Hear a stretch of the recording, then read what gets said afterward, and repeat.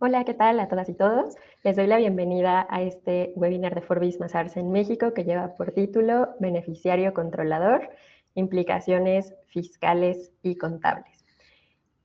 Les voy a compartir un poco de contexto de nuestra firma.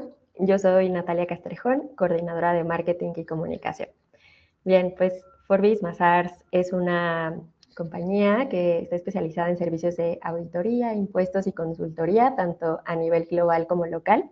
Estamos presentes en más de 100 países y territorios. En México tenemos 8 oficinas: Ciudad de México, Guadalajara, Mexicali, Monterrey, Puebla, Querétaro, San Luis Potosí y Toluca. Somos más de 570 profesionales y pues bueno, ese es parte del contexto sobre nuestra firma en general. Ahora les presentaré a los expertos que compartirán contenido de valor con ustedes el día de hoy. Tenemos primero a Roberto Cantú, que es nuestro socio de impuestos. Él está en Monterrey, cuenta con más de 15 años de experiencia asesorando a clientes nacionales e internacionales en estrategias fiscales y cumplimiento tributario.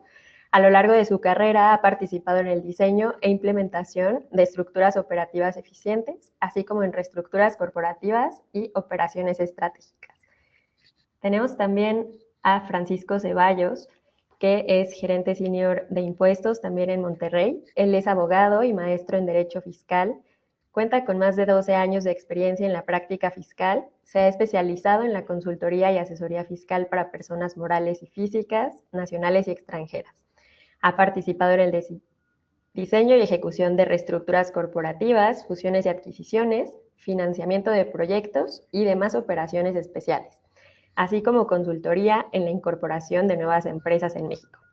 Bueno, este es el contexto de nuestros panelistas y al público, pues bueno, pueden compartirnos sus comentarios y preguntas en la sección de preguntas y las retomaremos hacia el final del evento. También hacia el final lanzaremos una encuesta de satisfacción. Por favor, ayúdenos a responderla.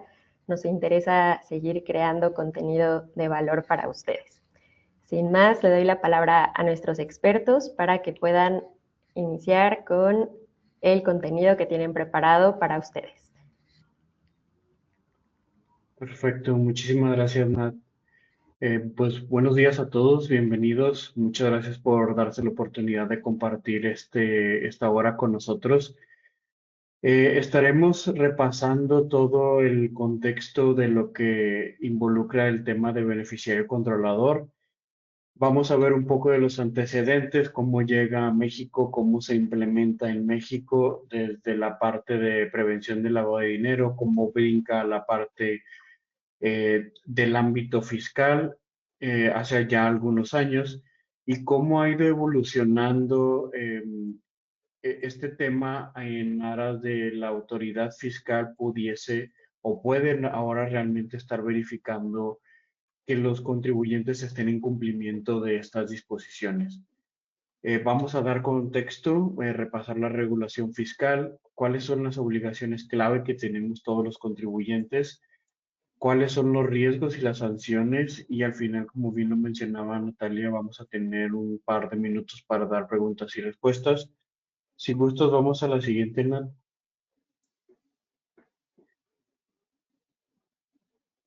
Aquí me gustaría hacer una pausa nada más antes de pasar la palabra a Francisco Ceballos, que nos estará compartiendo más a detalle toda la información. Se vuelve muy importante para nosotros y quisimos hacer este webinar con la intención de refrescar las obligaciones que nosotros tenemos. Si bien es cierto que esta obligación surge ya hace un par de años e inclusive nos atrevemos a ir un poco más atrás y que en tema de prevención del lavado de dinero ya tiene un poquito más de antecedente las disposiciones y el cumplimiento de la identificación de quiénes son los beneficiarios finales, por así decirlo, los dueños finales de las empresas aquí en México. Esto, a nuestra experiencia, lo que hemos vivido durante el último año se vuelve muy relevante. Y ahora, tomando en consideración las reformas que se hicieron para este año 2026, y en particular a todo este tema de facilidades que se le brindan a la autoridad fiscal para ejercer la revisión o sea, las auditorías. Creemos que cobra relevancia nuevamente por el monto que se atribuye a las sanciones que se pudiesen tener los contribuyentes en determinado momento de no tener la información a la mano, porque recordemos que esto es meramente tener la información en la mano. Y como pudimos ver el año pasado, la autoridad fiscal empieza a poner un poco más de atención, no solo el SAT, sino la autoridad desde la perspectiva de prevención del lavado de dinero, empiezan a poner más énfasis y empiezan a detonar ciertas auditorías para verificar que las empresas estén realmente en cumplimiento e identificando a los dueños reales, personas físicas que están detrás de las empresas. Eso empezó a principios del año pasado, después a finales del año pasado vemos que se empieza a hacer esta sinergia ahora sí con la autoridad fiscal y empiezan a surgir ya estos cuestionamientos, pero desde la parte del SAT hacia los contribuyentes y empiezan a requerir esta información sobre quiénes son los dueños de las empresas.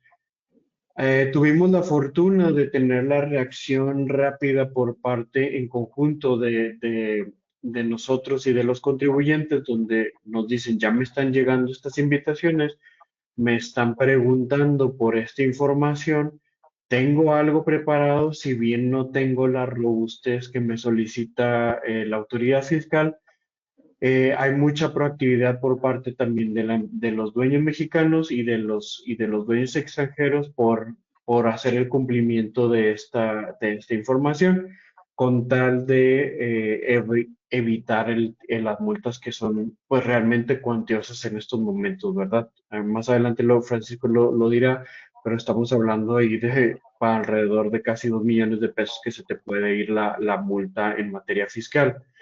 Entonces, dado este antecedente, creemos que va a ser muy importante para efectos de este año 2026, donde prevemos que la dinámica y la intención del SAT vaya a ser mucho, mucho más proactiva en este sentido. Y es muy simple porque es una de las áreas de oportunidad donde podemos identificar que el esfuerzo que conlleva por parte del SAT para acudir a los contribuyentes y requerir esta información y los beneficios que pueden obtener, es decir, en cuestión económica por multas, pues el costo-beneficio se vuelve muy bueno porque la realidad es que al haber dejado estos años, no quiero decir un limbo, pero no hubo una auditoría muy proactiva por parte del SAT. Muchos de los contribuyentes se dejó al tiempo el poder recopilar esta información. Entonces, en el momento en que el SAT tome acción, va a ser muy fácil poder recabar contribuciones, poder recabar multas y lo vemos en este sentido que va a ser un área de oportunidad que van a tener ellos y va a ser muy sencillo empezar a recolectar multas y sanciones por la falta de cumplimiento en esta materia. Entonces, no me extiendo mucho más. Le cedo la palabra a Francisco Ceballos. Simplemente quería dar el contexto de por qué lo necesitamos refrescar y por qué necesitamos ahora sí estar en cumplimiento, cerrar esta pinza y empezar a trabajar durante las próximas semanas o meses para recabar la información porque se prevé una oleada de invitaciones y revisiones por parte de la autoridad fiscal. Adelante, Francisco. Gracias, Roberto. Bueno, pues el día de hoy les vamos a hablar acerca de el beneficiario controlador, y las obligaciones fiscales, las implicaciones fiscales y contables de esta nueva obligación. Bueno, como mencionaba ya Roberto, la obligación de identificar a tu beneficiario controlador, o más bien al beneficiario controlador de la empresa, es una obligación que surge dentro de la materia de prevención de lavado de dinero. Y en México entra como una obligación en materia de prevención de lavado de dinero. Originalmente, como entra esta obligación, es que de conformidad con la ley para la prevención de ingresos y operaciones con con recursos procedentes ilícitamente, o la famosa ley antilavado, disponía que aquellas personas que realizaran actividades vulnerables tenían la obligación de recopilar la información del beneficiario controlador de la empresa con la que estaban llevando a cabo la operación. Entonces funcionaba algo así como un KYC más o menos para las personas que llevaban a cabo actividades vulnerables. Eventualmente esa obligación, digamos, evolucionó y ahora ya no solamente es para aquellos que realizan actividades vulnerables, sino es para todas las sociedades mexicanas respecto de su propio beneficiario controlador. Solía ser el beneficiario controlador de tu contraparte cuando hacías operaciones vulnerables. Pero se quedó como una obligación dentro de la materia de prevención del lavado de dinero. Y entre otras cosas, lo que esto significaba era que su observancia estaba a cargo de la Secretaría de Economía y sus órganos desconcentrados. Entonces, en 2022, la obligación de identificar al beneficiario controlador se incorporó en el Código Fiscal de la Federación. Su observancia se pasó a estar a cargo del SAT. Y se establece la obligación expresa de integrar esa información de beneficiario controlador dentro de la contabilidad de la empresa. Entonces, digamos, a partir de enero de 2022, la identificación de beneficiario controlador se convierte en un tema de compliance en materia fiscal. Entonces, bueno, ese es el antecedente a rasgos generales en México.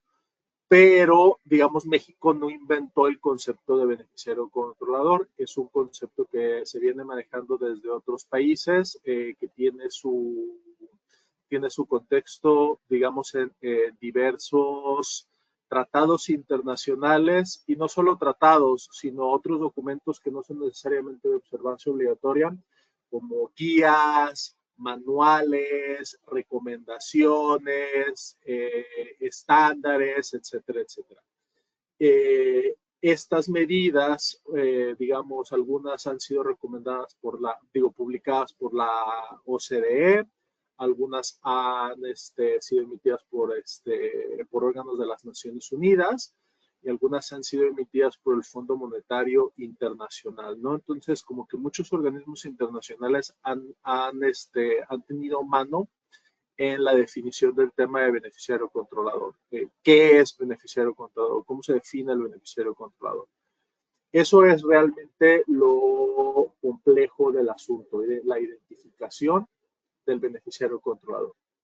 Entonces, el concepto de beneficiario controlador, conforme fue concebido en estos tratados internacionales y eventualmente plasmado en la ley antilavado, era que tenía que tener dos elementos: el elemento de beneficio y el elemento de control.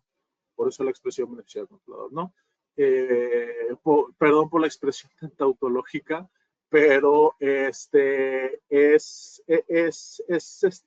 importante porque precisamente todas estas guías internacionales lo que permiten es generar los criterios respecto de qué se entiende por beneficio y qué se entiende por control.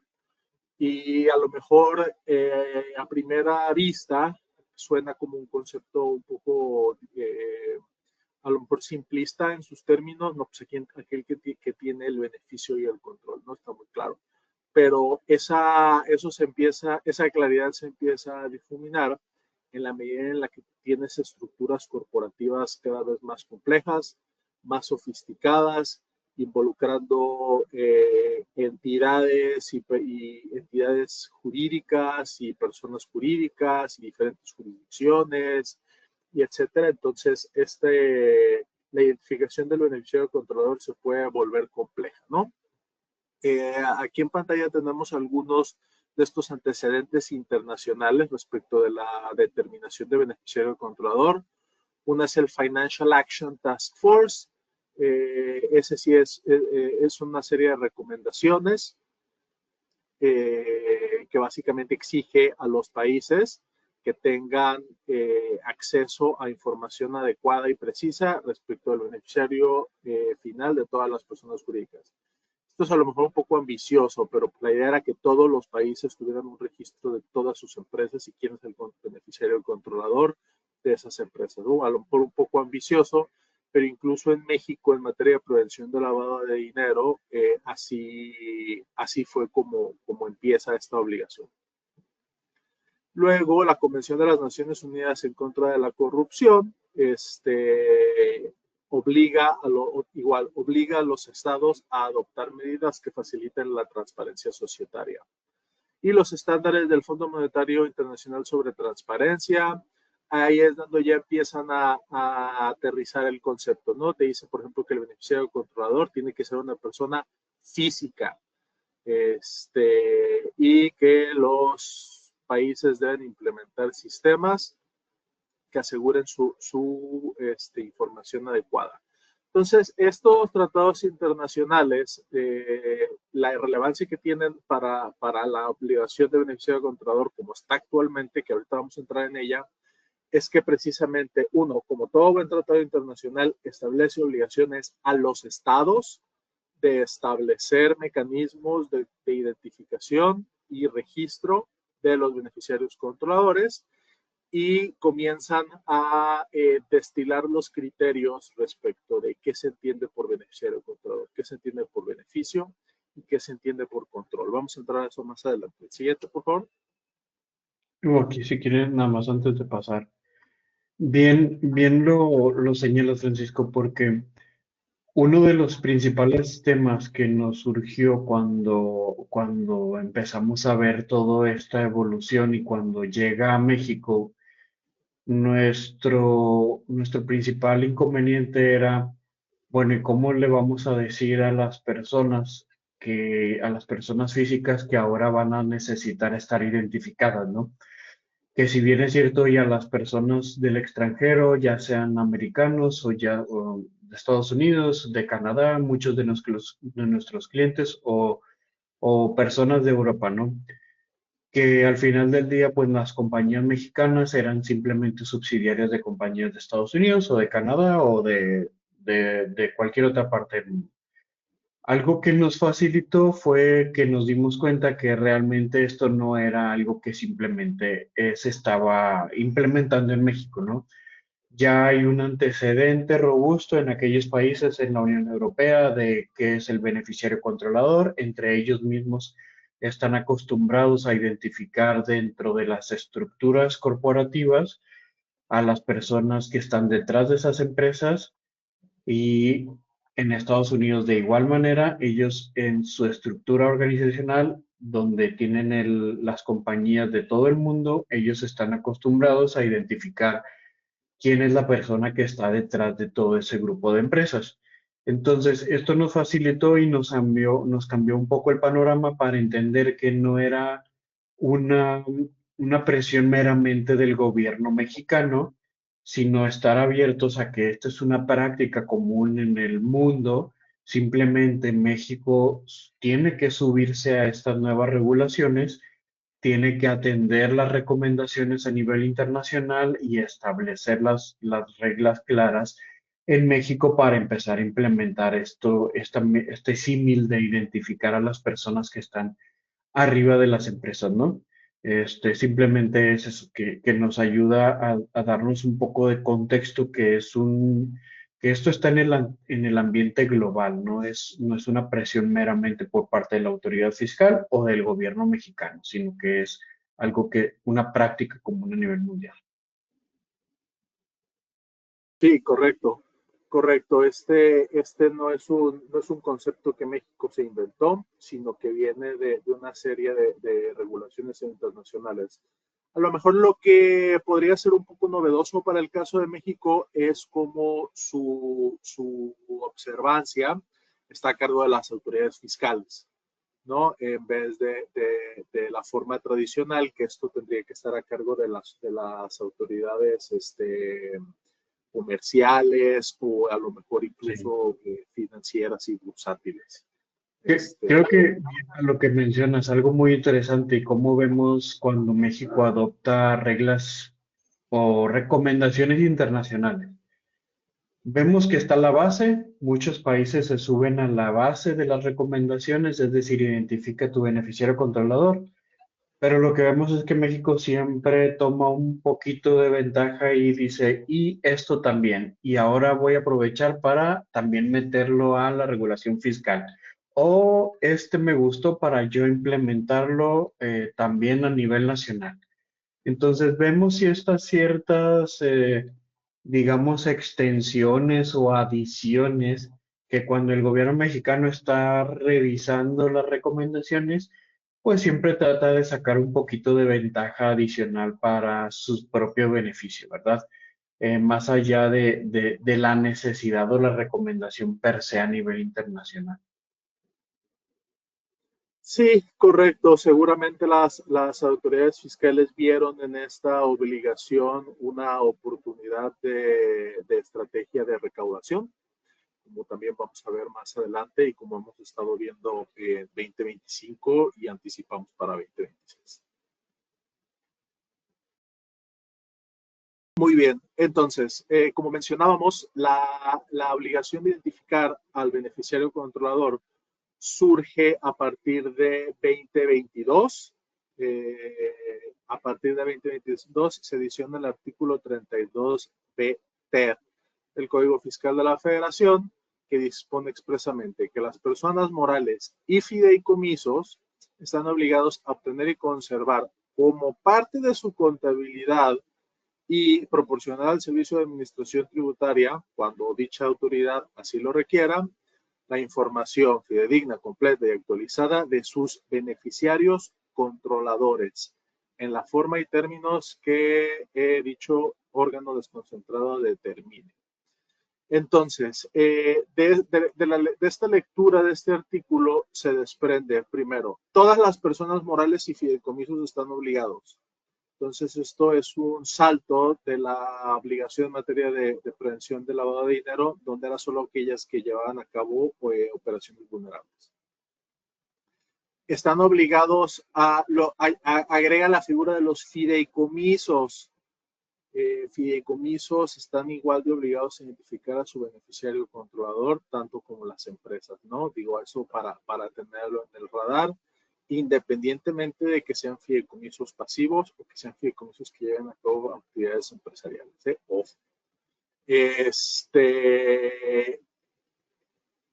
Obtener y conservar como parte de su contabilidad. También súper relevante, esto es lo que lo hace, digamos, formalmente una obligación fiscal, una obligación de compliance fiscal. No es nada más que esté en el código fiscal o que lo revise el SAT, sino que esta información forma parte de tu contabilidad. Entonces, de otras cosas, lo que quiere decir es que estás obligado a llevarla, no solo por la regulación fiscal, sino por tu mismo cumplimiento interno de tus estándares de gobierno corporativo o cual sea, digamos, dentro de una misma empresa, no tener tu información de beneficiario controladores, digamos, no tener tus estados financieros, ¿no? Simplemente es una información que tienes que llevar, que estás obligado a llevar y que forma parte de tu contabilidad.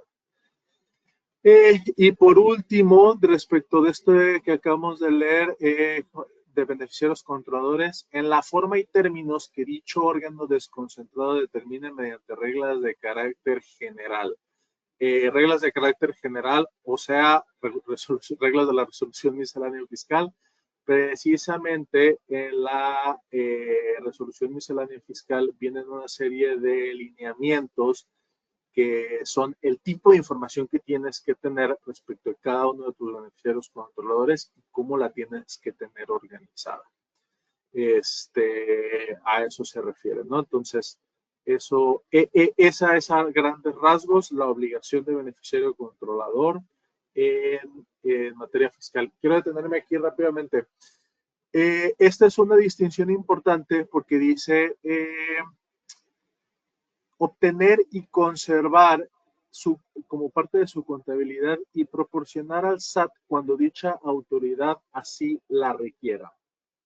Cuando dicha autoridad así la requiera. En materia de beneficiario controlador, la obligación de identificarlo y de tener la información está limitada, digamos, a mantenerla dentro de tu contabilidad hasta que la autoridad fiscal te la requiera, ya sea que te la requiera dentro de un ejercicio formal de facultades de comprobación o que te la requiera como parte de una carta de invitación o como de parte de un programa de vigilancia profunda o que te la requiera, incluso se me ocurre, como parte de una compulsa. Te la puede requerir en cualquier momento y tú estás obligado a tenerla y a proporcionarla.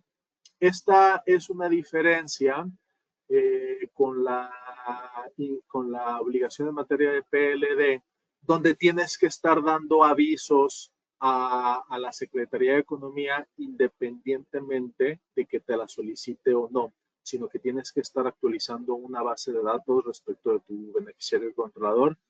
Y lo peor de todo es que esta base de datos es pública. Es el famoso PSM que me imagino que muchos aquí conocen. Entonces, pues esas dos características la hacen una obligación un poco difícil de cumplir, porque, pues bueno, pues las empresas son muy reacias con la privacidad de sus accionistas, personas físicas. Entonces, estar dando estos avisos en una plataforma pública pues pone mucha gente muy nerviosa, ¿no? Esa es la diferencia con el SAT, donde la información se entrega únicamente al Servicio de Administración Tributaria, es decir, no se hace pública de ninguna manera, que esto ya pone nerviosas a muchas personas, pero bueno, y no se tiene que dar ningún aviso,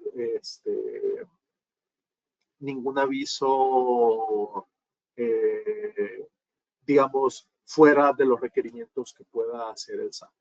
Entonces, esta es una distinción muy, muy importante, quizás la más importante, respecto de la obligación de beneficiario controlador en materia fiscal y la obligación de beneficiario controlador en materia de prevención del lavado de dinero. Siguiente.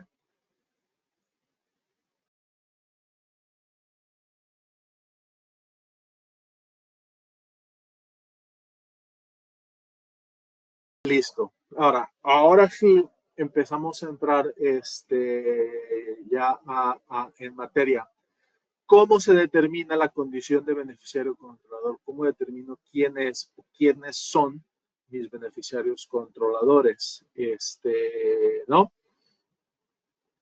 Aquí es donde empezamos a entrar a las reglas de la resolución miscelánea fiscal, ¿no? Entonces, las empresas están obligadas a identificar, verificar y validar la información sobre los beneficiarios controladores, indicando los porcentajes de participación en el capital de la persona moral, incluyendo la información relativa a la cadena de titularidad en los casos en los que el beneficiario controlador lo sea indirectamente, identificar, verificar y validar la información relativa a la cadena de control cuando sea beneficiario controlador por medios distintos de propiedad, y la regla de desquite es cuando no se identifique a la persona física que bajo los criterios ocupa el cargo, sea el beneficiario controlador. Se entenderá que la persona física que ocupe el cargo de administrador único o su equivalente será el beneficiario controlador. Y en caso de que sea un consejo de administración, todos los miembros del consejo de administración son los beneficiarios controladores. Ahora, ¿qué quiere decir esto? Como decíamos, el tema de beneficiario controlador tiene los dos criterios de beneficio y de control. La forma más clara en las que una persona física puede tener el beneficio y el control de una empresa o de un fideicomiso, digamos, pero para efectos de la expresión vamos a centrarnos en empresas. Es aquella que tiene, digamos, la condición de beneficiario controlador se determina en función de la tenencia accionaria. Quienes sean los socios o accionistas de la persona moral, y en la medida en la que esas acciones tengan derecho a voto, pues esos serán los beneficiarios controladores, ¿no? Entonces, en caso de empresas familiares o digamos pequeña y mediana empresa, pues el tema de identificar beneficiario controlador se vuelve bastante, no tiene mayor complejidad o sofisticación, ¿no? Si tienes una empresa SADCB, donde los accionistas son persona física 1 con el 90% de las acciones con derecho a voto y persona física 2 con el 10% de las acciones y esas acciones no tienen derecho a voto, pues bueno, está muy claro, ¿no? El accionista es el que tiene el beneficio económico y es el que tiene el control a través de las acciones con derecho a voto. Entonces, esto se empieza a poner complicado en la medida en la que esa persona física pues ejerce el control indirecto. Es decir, arriba de una empresa, yo como socios o accionistas, tengo otras empresas y luego tengo que irme a la empresa que está arriba de esa empresa. Entonces tengo que irme toda la cadenita de titularidad de las acciones hasta dar con la persona física que esté hasta el último. Y de nuevo, esto puede ser a lo mejor sencillo en caso de que toda la cadena de control, y hasta arriba hay una persona física. Pero si tenemos una cadena de control de una estructura corporativa y hasta arriba tengo una empresa extranjera respecto a la que no tengo nada de información, o un fideicomiso respecto al que no tengo nada de información, o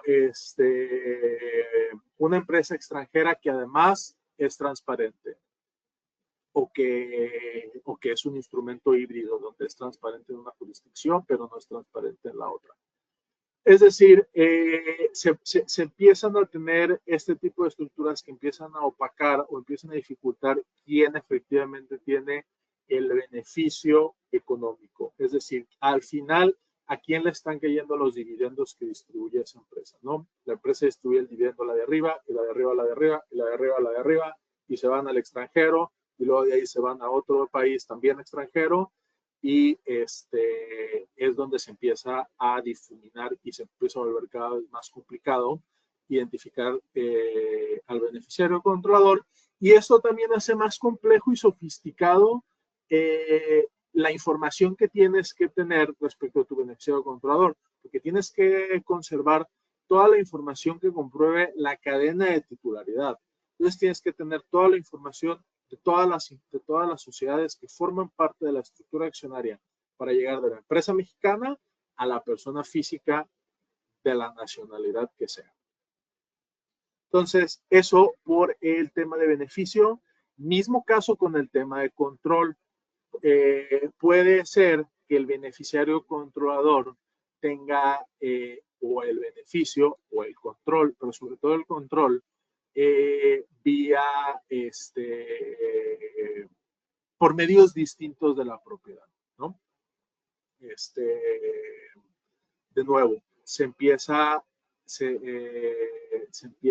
a complicar la identificación de quién tiene el beneficio y quién tiene el control, puesto que tanto el beneficio como el control se pueden entender de forma indirecta, utilizando estructuras, digamos, tan complejas que puedan hacer esa identificación.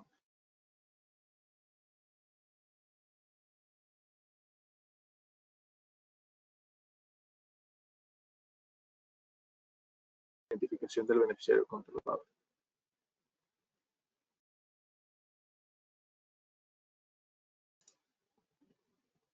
Muy bien. Entonces, esto por este lado, respecto del concepto de beneficio y el concepto de control del beneficiario controlador. Como pueden ver, pues se empieza a volver complicado en la medida en la que la estructura corporativa es complicada. Ahora sí, ¿cuáles son? Solo una última para hacer también el énfasis, porque creo que bien lo mencionas. Uno de los puntos importantes es cuando tenemos la estructura en México es más simple, es simplemente que haya una apertura por parte de los accionistas, digámoslo de esta manera, o los dueños de las empresas o el dueño de la empresa a tener la información a la mano.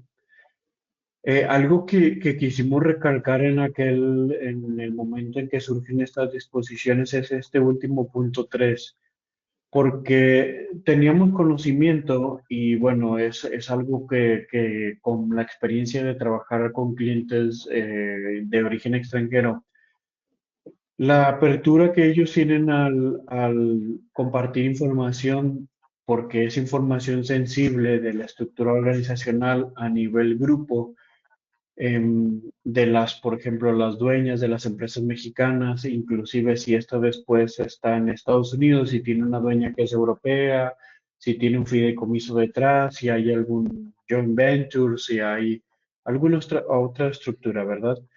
Generalmente esto es información considerada sensible para los grupos y muchas veces por el tamaño de la empresa en México, se considera que no es indispensable tener la información a la mano. Esto es una realidad, a lo mejor, digamos, hemos tenido la experiencia donde el tamaño de la empresa en México tal vez represente un 5% de lo que representa la empresa en Estados Unidos o la empresa en Europa o en otras partes del mundo, ¿verdad? O sea, si vemos la foto del grupo a nivel mundial, a lo mejor México va a representar un 2-3%.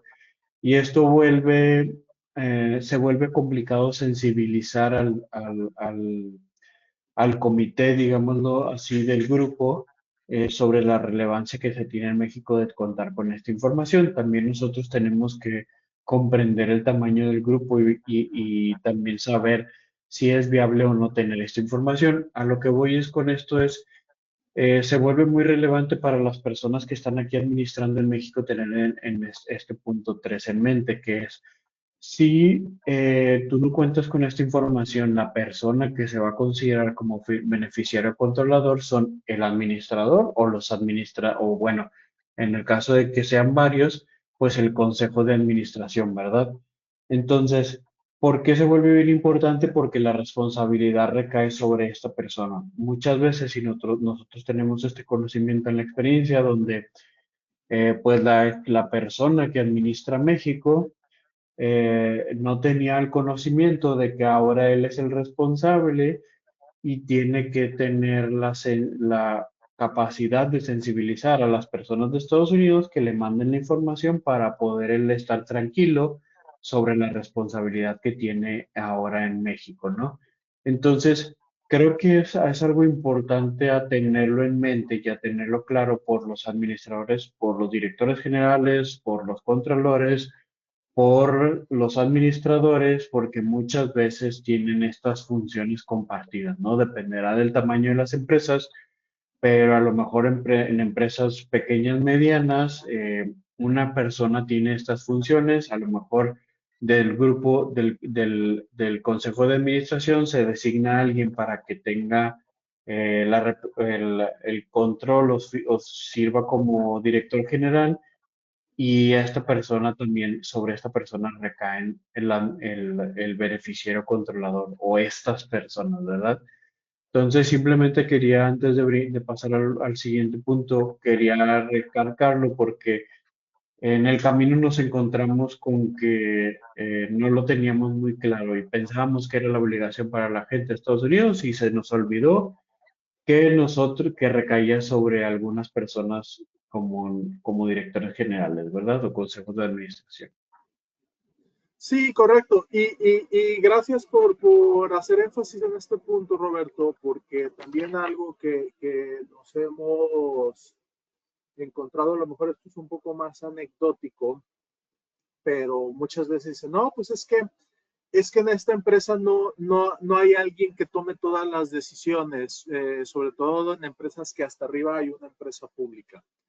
que dicen, no, pues no hay una sola persona que sea la encargada de tomar todas las decisiones o que todas las decisiones estén a su, o que ejerza algún tipo de control bajo estos parámetros, ¿no? Ya sea por la forma de gobierno corporativo bajo la que opere o demás.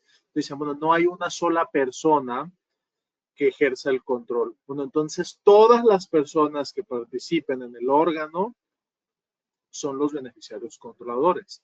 No cada una en lo particular, sino todas ellas como miembros del consejo, del consejo directivo.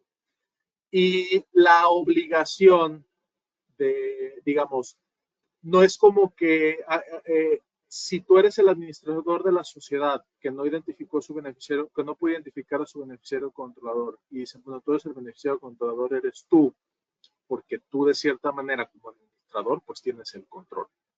Y a lo mejor el beneficio lo obtienes de forma indirecta, no como forma de dividendos, sino que es un beneficio indirecto. Entonces, como el SAT no se, digamos,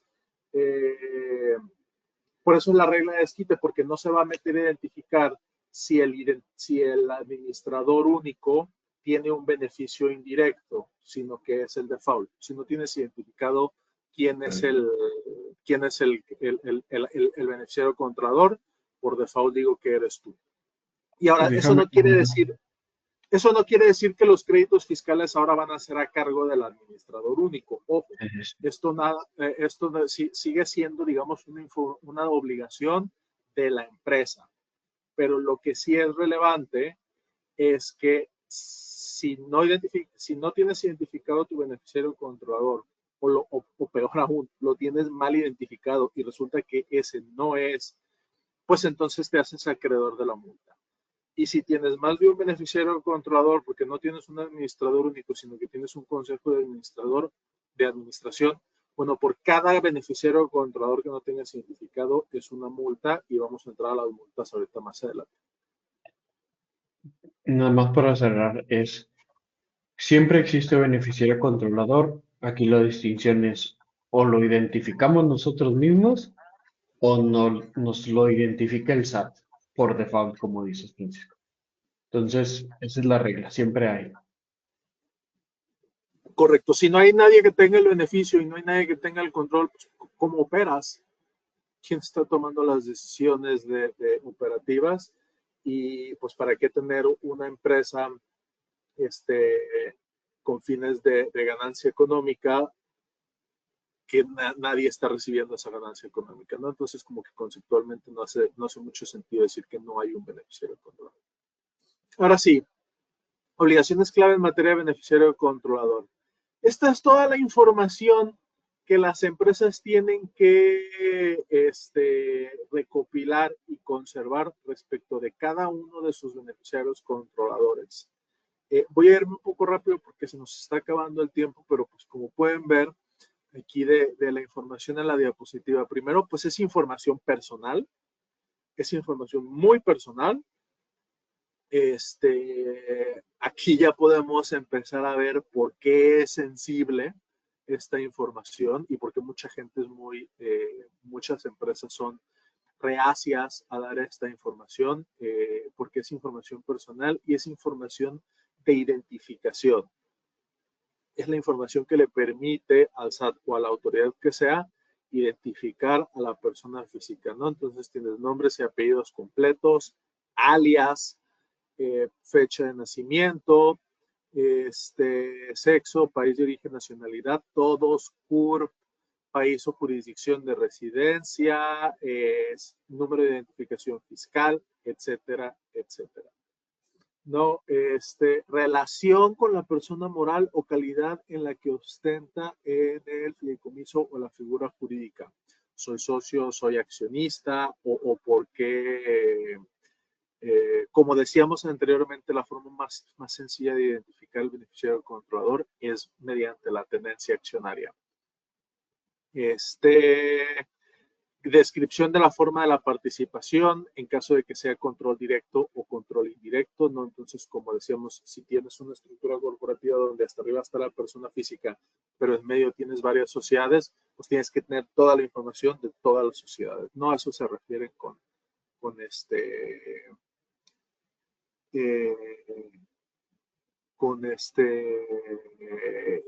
punto, con descripción de la forma o participación o control. Entonces, pues es mucha información. Siguiente diapositiva.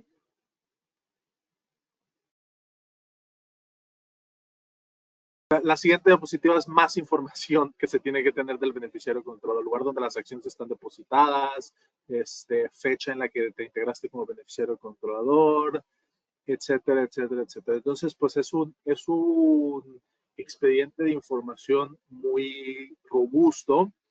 Esto es respecto de cada uno de los beneficiarios controladores, que recordemos que no necesariamente tiene que ser uno, pueden ser varios, bajo estos mismos criterios, ¿no? De tenencia accionaria, directa o indirecta, o de control que puede ser distinto de un control accionario.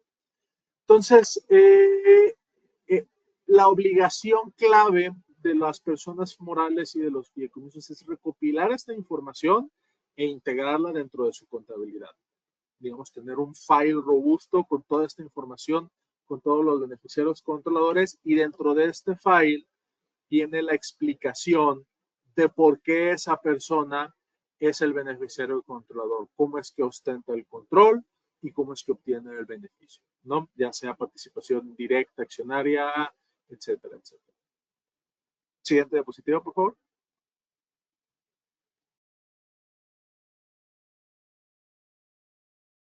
Más información de beneficiario controlador. Entonces, pues bueno, como pueden ver, es mucha la información que se necesita. Toda esa información muy personal. Toda esta es información de personas físicas, ya sean nacionales o extranjeras. Eso también es bien relevante, porque si tu beneficiario controlador es extranjero, bueno, no tengo RFC y no tengo CURP, y las reglas de domicilio fiscal acá son diferentes a las reglas de domicilio fiscal en México. Y tenemos otras figuras jurídicas distintas digamos, tenemos figuras societarias distintas de las de ustedes, donde tienen reglas distintas, donde puedo tener una mayoría accionaria, pero no tener nada de control, etcétera, ¿no? Entonces, toda esta explicación va integrada dentro del expediente, que a su vez va integrada dentro de tu contabilidad. Siguiente diapositiva, por favor. Entonces, ahora sí, ¿cuáles son los riesgos y sanciones de no tener esta información? Como mencionábamos anteriormente, dos puntos relevantes. Pues primero, toda esta información hay que tenerla, hay que recopilarla y hay que tenerla lista para cuando el SAT la pueda llegar a requerir. No se dan avisos trimestrales o no se dan avisos periódicos respecto de beneficiario y controlador. Lo cual, caso distinto al aviso de cambio de socios o accionistas, donde sí es un aviso que se tiene que dar cada vez que hay un cambio de accionistas, y donde se tiene, digamos, es un trámite que se hace ante el SAT, donde se le otorga de forma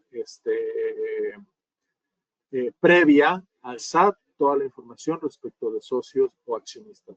Aquí no es el caso, aquí se tiene y se mantiene en contabilidad para el momento en el que el SAT te lo requiera. Si el SAT te requiere tu información de beneficiario o controlador, ya sea dentro de un proceso de auditoría o ya sea con una carta de invitación simple, estas son las multas a las que estás sujeto. No tenerla, no conservarla o no presentarla son multas de hasta 2.3 millones de pesos por cada beneficiario controlador. No tenerla actualizada son multas de hasta 1.2 millones de pesos. Y tenerla incompleta, inexacta o con errores son multas de hasta 900,000 pesos. Esto por cada beneficiario controlador. Entonces, ahora sí, ¿cuál es la estrategia de recaudación del SAT en materia de beneficiario controlador, o por qué se empieza a volver relevante a partir de 2022, de 2026, que empieza en 2025, si esta es una obligación que llevaba desde 2022, ¿no? Bueno, porque precisamente una práctica que está adoptando el SAT es, te pido tu información de beneficiario controlador y en el momento en el que no me la des, en ese instante te levanto una multa. Te puedo levantar incluso varias multas por cada beneficiario controlador, incluso no tenerla, tenerla incorrecta, o tenerla desactualizada. Pues entonces puedes estar, digamos, acumulando multas y puede resultar en un crédito fiscal relevante. O incluso puede caerte la multa, puede que se te determine una multa cuando no está siendo objeto de facultades de comprobación, ¿no? Entonces, esta es la estrategia que está tomando el SAT de beneficiario controlador, de obligaciones de beneficiario controlador como forma de recaudación. Se hace la solicitud y en el momento en el que no se tenga, se empieza a determinar multas, que es un proceso bastante más sencillo que y rápido que un ejercicio de facultades de comprobación, que desde la revisión hasta el litigio pues puede alargarse varios años. Entonces, ahora, ¿qué herramientas tiene el SAT para revisarte en materia de beneficiario controlador? Es decir, ¿cómo puede darse una idea respecto de si tienes esta información o no? Bueno, primeramente, pues tienen el portal de Secretaría de Economía, donde tienen ahí una base de datos, pueden girar un oficio entre secretarías y solicitarle a la Secretaría de Economía de beneficiario del controlador y hacen el cruce respecto de su propia base de datos y empiezan con las cartas de invitación. Otra herramienta que tiene el SAT, digamos, para determinar posibles incumplimientos es el que acaba de mencionar, el aviso de cambio de socios o accionistas. Eso hace que el SAT tenga visibilidad precisamente de quiénes son los socios o accionistas de una empresa, y en la medida en la que identifiquen que uno de estos socios o accionistas es uno extranjero, respecto a la que no tiene nada de información, o a lo mejor un fideicomiso, o a lo mejor un trust, respecto del que igual no tienen absolutamente nada de información, bueno, ahí es donde empiezan a colocar las cartas de invitación. Digamos, posiblemente no te va a llegar una carta de invitación si tu aviso de socios o accionistas son puras personas físicas, ¿no? Donde incluso si no tienes tu file de beneficiario controlador, pues lo integras básicamente de un día para otro, ¿no? Porque tu estructura accionaria y tu identificación de beneficiario controlador, pues está muy directo, precisa, a lo mejor no tengas que hacer todo el análisis de la cadena de control, no tienes que hacer análisis respecto de si tienes una tendencia directa o indirecta, o si ejerces el control por medios distintos de la participación accionaria. Pero en la medida, como hemos dicho a lo largo de esta explicación, en la medida en la que se vuelve más compleja y más sofisticada tu estructura, pues se va a volver más complejo y más sofisticado tu file de beneficiario controlador. Entonces, el SAT sí tiene más o menos herramientas para identificar posibles contribuyentes a quienes hacerles llegar estas cartas de invitación. Digamos, ellos cruzando los dedos de que no la vayas a tener y te empiezan a colocar multas. Como podemos ver, si se pueden llegar a ser más o menos sustanciosas, digamos, como estrategia de recaudación puede llegar a ser muy, muy eficiente, ¿no? Nada más piensen en el monto de los créditos fiscales que luego andan determinando. Y así como podemos ver créditos fiscales monstruosos, vemos también créditos fiscales, pues digamos, muy por debajo de los montos de estas multas. Entonces, si pudieran estar determinando colocando estas multas con cierta periodicidad, con cierta regularidad, pues bueno, el SAT podría estar apuntando a usar esto como una estrategia de fiscalización. Y también complementando esto último, igual para brincar a la parte de preguntas y respuestas, también el tiempo de reacción, lo ideal es tenerlo ya en la mano, ¿verdad? Esa es la realidad. Lo ideal es ya prepararlo, tenerlo identificado y tenerlo archivado para que lo puedas entregar a la brevedad. Dependerá el tiempo de reacción en cuanto a cómo te lo pida el SAT. Si llega meramente por una invitación, si llega, cuántos días tienes tú para responder con esta información, si llega con una revisión, o inclusive si llega ya a través de una auditoría o de un procedimiento formal de revisión, ¿verdad? Porque recordemos que también, como es parte de la contabilidad, se entiende que la contabilidad tú la tienes a la mano. Entonces, algo que nos ha tocado es si tú llegas, si tú tienes una visita, pues lo primero que te pide el SAT es, yo no me voy de aquí, levanto levanto la visita y tú me entregas toda la contabilidad. Obviamente habrá ciertas cosas que te daré, si no me recuerdo, 6, extendible hasta 10 días para que tú me puedas entregar, pero entiéndase documentación que no se debe de tener a la mano, es decir, la contabilidad. Tú le entregas en ese momento todos tus papeles de trabajo, incluidos el beneficiario controlador. Eh, dependerá, entonces a lo que me refiero es dependerá de la forma en la que se haga esta gestión por parte de la autoridad fiscal, el tiempo de reacción que tú tienes. Podrás tener tiempo de reacción o en algunos casos en ese mismo día tú lo tienes que entregar esta información. Si no, pues prácticamente te vas a hacer acreedor a esa multa.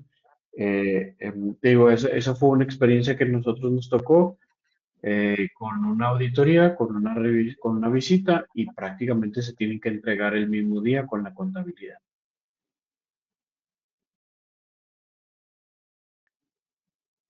Eh, no sé si a lo mejor, Natalia, podemos brincar, digo, nos quedan un par de minutitos, a lo mejor una pregunta o dos de igual manera las preguntas que sigan en el tintero, con gusto nos acercaremos en el transcurso del día o mañana con ustedes para responder.